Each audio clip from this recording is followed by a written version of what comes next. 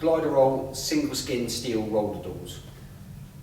These are manufactured from one sheet of galvanised steel. It's plastic coated on the outside face, available in about 15 different colours. Now they start off with a flat sheet of material and then they press it to give the corrugations, and this is where the strength comes from. So the door itself will be made up of sections like this, and then it will be lock seamed together to make up whatever door height that it is you require. Now, because this door is made from one piece, there's only so tight they can bend it around the drum, okay? So it takes up much more headroom than the insulated style roller doors. As standard, this door will take 420mm to coil in height-wise for doors of up to 7 foot high.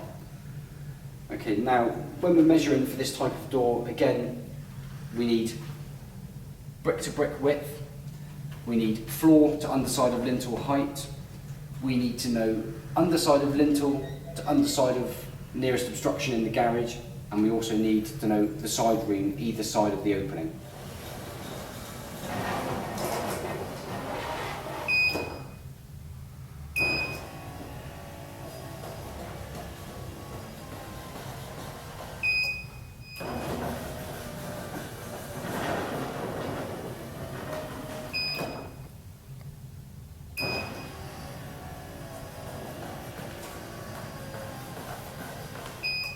With the Gliderol door, openings of up to 3350mm wide have 25mm guides either side.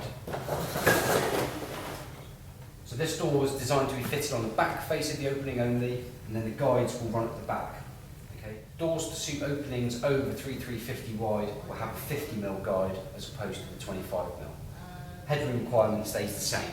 So as you can see, because the door has to bend around itself, the roll itself is quite big, and you need to be allowing 420mm to get the door in.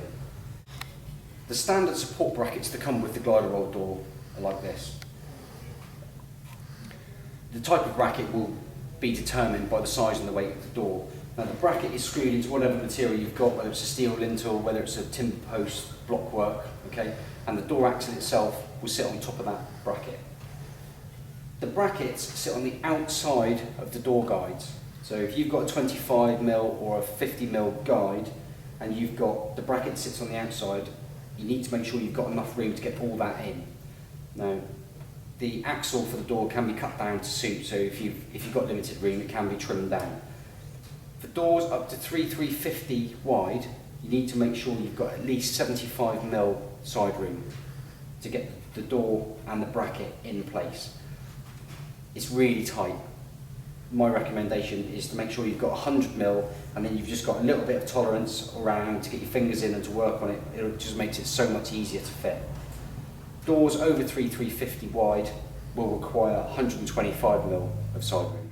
With automated Gliderol doors, you need to be able to release them easily in the event of a power failure.